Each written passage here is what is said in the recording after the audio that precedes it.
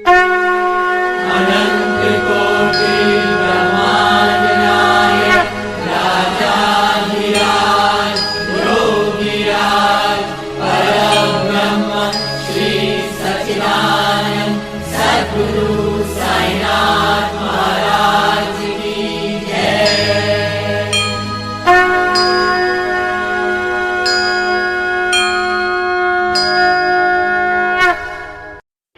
ओम श्री साईनाथाय नमः। आइए अध्याय 47 प्रारंभ करते हैं। अध्याय 47 में पुनर्जन्म, वीरभद्रप्पा और चैनपसप्पा की वार्ता है। गत अध्याय में बाबा द्वारा बताई गई 2 बकरों के पूर्व जन्मों की वार्ता थी। इस अध्याय में कुछ और भी पूर्व जन्मों की स्मृतियों का वर्णन किया गया है। प्रस्तुत कथा वीरभद्रप्पा और चैनपसप्पा के संबंध में है। प्रस्तावना।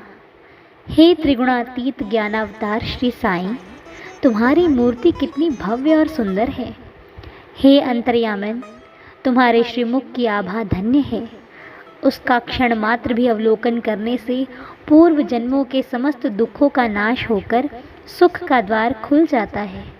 परंतु हे मेरे प्यारे श्री साईं, यदि तुम अपने स्वभाववश ही कुछ कृपा कटाक्ष करो तभी इसकी कुछ आशा हो सकती है। तुम्हारी दृष्टि मात्र से हमारे कर्म बंधन छिन्न भिन्न हो जाते हैं और हमें आनंद की प्राप्ति हो जाती है।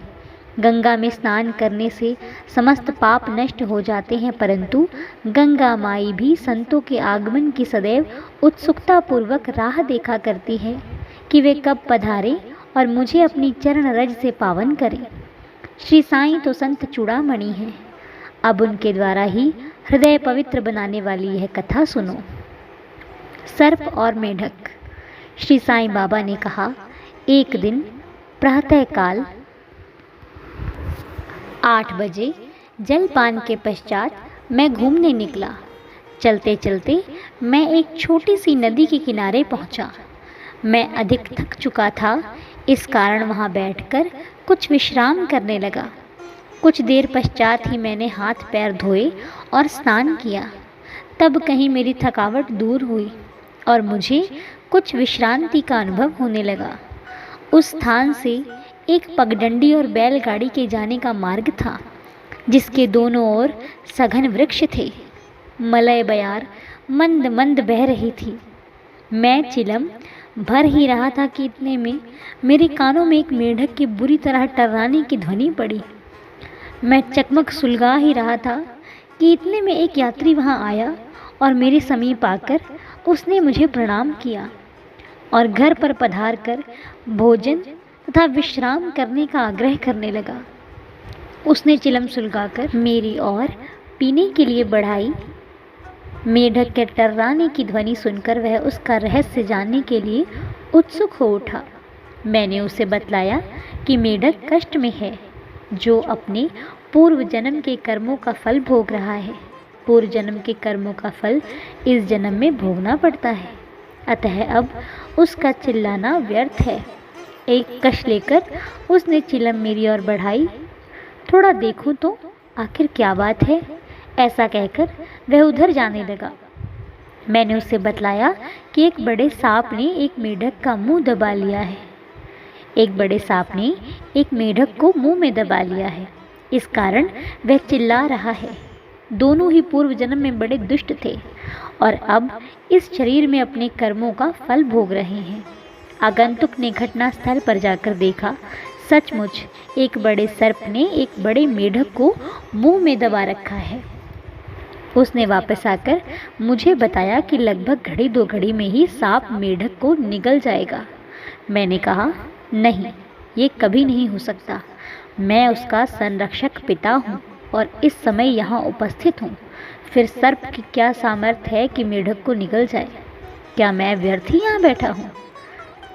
देखो, मैं अभी उसकी किस प्रकार रक्षा करता हूँ। दोबारा चिलम पीने के पश्चात हम लोग उस स्थान पर गए। आगंतुक डरने लगा और उसने मुझे आगे बढ़ने से रोका कि कहीं ये सर्प आक्रमण ना कर दे। मैं उसकी बात की उपेक्षा कर और आगे बढ़ा और दोनों से कहने लगा, अरे वीरभद्रप्पा, क्या तुम्हारी शत्रुता को पर्याप्त फल नहीं मिल चुका है जो उस मेढक की और तुम्हें सर्प की योनि प्राप्त हुई है? अरे अब तो वैमनस्य से छोड़ो, यह बड़ी लज्जाजनक बात है। अब तो ईर्ष्या को त्यागो और शांति से रहो। इन शब्दों को सुनकर सर्प ने मेढक को छोड़ दिया और शीघ्र ही नदी में लुप्त हो गया। मेढक भी कूद कर भागा और झाड़ियों में जा छिपा। उस यात्री को बड़ा अचंभा हुआ। उसकी समझ में न आया कि बाबा के शब्दों को सुनकर सांप ने मेढक को कैसे छोड़ दिया, और वीरभद्रप्पा और चैनब सप्पा कौन थे, उनके वैमनस्य का कारण क्या था। इस कारण के विचार उसके मन में उठने लगे। मैं उसके साथ ही उसी वृक्ष के नीचे लौट आया और धूम्रपान करने के पश्चात उसे इसका रहस्य सुनाने लगा। मेरे निवास स्थान से लगभग 4 या 5 मील की दूरी पर एक पवित्र स्थान था, जहाँ महादेव का एक मंदिर था। मंदिर अत्यंत जीर्ण शीर्ण स्थिति में था, सो वहाँ के निवासियों ने उसका जीर्णोद्धार करने के हेतु कुछ चंदा इकट्ठा किया। पर्याप्त धन एकत्रित हो गया और वहाँ नित्य पूजन की व्यवस्था कर मंदिर के निर्माण की योजनाएं तैयार की गईं। एक धनाढ्य व्यक्ति को कोषाध्यक्ष नियुक्त कर उसको समस्त कार्य की देखभाल का भार सौंप दिया गया। उसको कार्य, व्यय आदि का यथोचित विवरण रखकर ईमानदारी से सब कार्य करना था। सेठ तो एक उच्च कोटि का कंजूस था। उसने मरम्मत में अत्यंत अल्प राशि व्यय की। इस कारण मंदिर का जीर्णोद्धार भी उसी अनुपात में हुआ। उसने सब राशि व्यय कर दी तथा कुछ अंश स्वयं हड़प लिया, और उसने अपनी गांठ से एक पाई भी व्यय न की।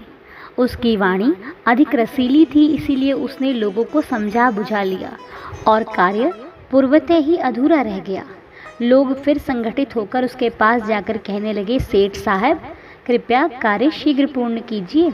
आपके प्रयत्न के अभाव में यह कार्य पूर्ण कदापि संभव नहीं। अतः आप पुनः योजना बनाइए, हम और भी चंदा आपको वसूल करके देंगे। लोगों ने पुनः चंदा एकत्रित कर सेठ को दे दिया। उसने रुपए तो ले लिए, परंतु पूर्वतः ही शांत बैठा रहा। कुछ दिनों के पश्चात उसकी स्त्री को भगवान शंकर ने स्वप्न दिया कि उठो और मंदिर पर कलश चढ़ाओ। जो कुछ भी तुम इस कार्य में व्यय करोगी, मैं उसका 100 गुना तुम्हें अधिक दूंगा। उसने यह स्वप्न अपने पति को सुना दिया। सेठ भयभीत होकर सोचने लगा कि यह कार्य तो ज़्यादा रुपए खर्च कराने वाला है, इसलिए उसने यह बात हंसकर टाल दी कि यह तो एक निरा स्वप्न है और उस पर भी कहीं विश्वास किया जा सकता है। यदि ऐसा होता तो महादेव मेरे समक्ष ही प्रकट होकर ये बात मुझसे ना कह देते। मैं क्या तुमसे अधिक दूर था? यह स्वप्न शुभदायक नहीं, यह तो पति पत्नी के संबंध में बिगाड़ने वाला है। इसीलिए तुम बिल्कुल शांत रहो। भगवान को ऐसे द्रव्य की आवश्यकता ही कहाँ जो दानियों की इच्छा के विरुद्ध एकत्रित किया गया हो। वे तो सदैव प्रेम के भूखे हैं तथा प्रेम और भक्ति पूर्वक दिए गए एक तुच्छ तांबे का सिक्का भी सहर्ष स्वीकार कर लेते हैं।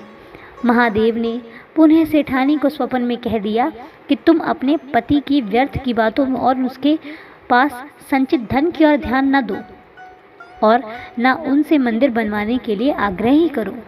मैं तो तुम्हारे प्रेम और भक्ति का ही भूखा हूँ। जो कुछ भी तुम्हारी व्यय करने की इच्छा हो उसमें से करो, अपने पास से करो। उसने अपने पति से विचार विनिमय करके अपने पिता से प्राप्त आभूषणों को विक्रय करने का निश्चय किया। तब कृपण सेठ अशांत हो उठा। इस बार उसने भगवान को भी धोखा देने की ठान ली। उसने कौड़ी मोल केवल 1000 रुपयों में ही अपनी पत्नी के समस्त आभूषण स्वयं खरीद डाले और एक बंजर भूमि का भाग मंदिर के निमित्त लगा दिया, जिसे उसकी पत्नी ने भी चुपचाप स्वीकार कर लिया।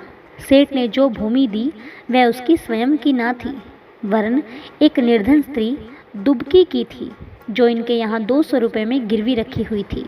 दीर्घकाल तक वह ऋण चुकाकर उसे वापस ना ले सकी, इसीलिए द्रुत कृपण ने अपनी स्त्री दुबकी और भगवान को धोखा दे दिया। भूमि पथरीली होने के कारण उसमें उत्तम ऋतु में भी कोई पैदावार न होती थी। इस प्रकार यह लेन देन समाप्त हुआ। भूमि उस मंदिर के पुजारी को दे दी गई, जो उसे पाकर बहुत प्रसन्न हुआ। कुछ समय पश्चात एक विचित्र घटना हुई। एक दिन बहुत जोरों से झंझावात आया और अतिवृष्टि हुई।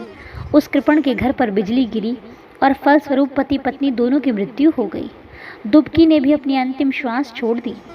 अगले जन्म में वह कृपण मथुरा के एक ब्राह्मण कुल में उत्पन्न हुआ और उसका नाम वीरभद्रप्पा रखा गया।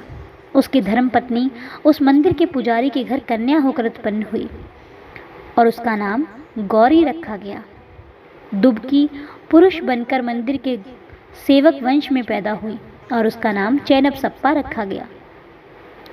पुजारी मेरा मित्र था और बहुधा मेरे पास आता जाता, वार्तालाप करता और मेरे साथ चिलम पिया करता था। उसकी पुत्री गौरी भी मेरी भक्त थी। वह दिनों दिन सयानी होती जा रही थी, जिससे उसका पिता भी उसके हाथ पीले करने की चिंता में रहता था। मैंने उससे कहा था कि चिंता की कोई आवश्यकता नहीं, वर तुम्हारे घर लड़की की खोज में आ जाएगा। कुछ दिनों के पश्चात ही उसी जाति का वीरभद्रप्पा नामक एक युवक भिक्षा मांगते मांगते उसके घर पहुंचा। मेरी सम्मति से गौरी का विवाह उसके साथ संपन्न हो गया। पहले तो वह मेरा भक्त था, किंतु अब वह कृतघ्न बन गया। इस नूतन जन्म में भी उसकी धन तृष्णा नष्ट न हुई। उसने मुझे कोई उद्योग धंधा सुझाने को कहा, क्योंकि इस समय वह वैवाहिक जीवन व्यतीत कर रहा था। तभी एक विचित्र घटना हुई। अचानक ही प्रत्येक वस्तुओं को भाव ऊंचे चढ़ गए। गौरी के भाग्य से जमीन की मांग अधिक होने लगी और समस्त भूमि 1 लाख रुपयों में आभूषणों के मूल्य से 100 गुना अधिक मूल्य में बिक गई। ऐसा निर्णय हुआ कि 50,000 रुपये नकद और 2,000 रुपये प्रतिवर्ष किश्त पर चुकता कर दिए जाएंगे। सबको ये लेन देन स्वीकार था, परंतु धन में हिस्से का कारण उनमें परस्पर विवाद होने लगा। वे परामर्श लेने मेरे पास आए और मैंने कहा कि यह भूमि तो भगवान की है, जो पुजारी को सौंप गई थी। इसकी स्वामिनी गौरी ही है और 1 पैसा भी उसकी इच्छा के विरुद्ध खर्च करना उचित नहीं है तथा उसके पति का इस पर कोई अधिकार नहीं है।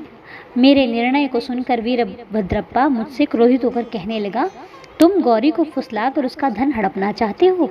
इन शब्दों को सुनकर मैं भगवत नाम लेकर चुप बैठ गया। वीरभद्र ने अपनी स्त्री को पीटा भी। गौरी ने दोपहर के समय आकर मुझसे कहा कि आप उन लोगों के कहने का बुरा ना माने, मैं तो आपकी लड़की हूँ, मुझ पर कृपा दृष्टि ही रखें।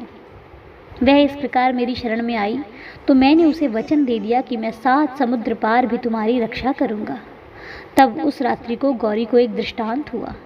महादेव ने आकर कहा कि ये सब संपत्ति तुम्हारी ही है और इसमें से किसी को कुछ ना दो। चैनपसप्पा की सलाह से कुछ राशि मंदिर के कार्य के लिए खर्च करो। यदि और किसी भी कार्य में तुम्हें खर्च करने की इच्छा हो तो मस्जिद में जाकर स्वयं बाबा के परामर्श से करो। गौरी ने अपना दृष्टांत मुझे सुनाया और मैंने इस विषय में उचित सलाह भी दी। मैंने उससे कहा कि मूलधन तो तुम स्वयं ले लो और ब्याज की आधी रकम चैनपसप्पा को दे दो। वीरभद्रप्पा का इसमें कोई संबंध नहीं। जब मैं ये बात कर ही रहा था, वीरभद्र और चैनपसप्पा दोनों ही वहाँ झगड़ते हुए आए। मैंने दोनों को शांत करने का प्रयत्न किया और गौरी को हुआ महादेव का स्वप्न भी सुनाया। वीरभद्र क्रोध से उन्मत्त हो गया और चैनपसप्पा को टुकड़े टुकड़े कर मार डालने की धमकी देने लगा। चैनपसप्पा बड़ा डरपोक था। वे मेरे पैर पकड़कर रक्षा की प्रार्थना करने लगा। तब मैंने शत्रु से उसका छुटकारा करा दिया। कुछ समय पश्चात ही दोनों की मृत्यु हो गई। वीरभद्र सर्प बना और चैनपसप्पा मेढक। चैनपसप्पा की पुकार सुनकर और अपने पूर्व वचन की स्मृति करके मैं यहाँ आया और इस तरह से उसकी रक्षा कर मैंने अपने वचन पूर्ण किए। संकट के समय भगवान दौड़कर अपने भक्त के पास जाते हैं और उसने मुझे यहाँ भेजकर चैनपसप्पा की रक्षा कराई।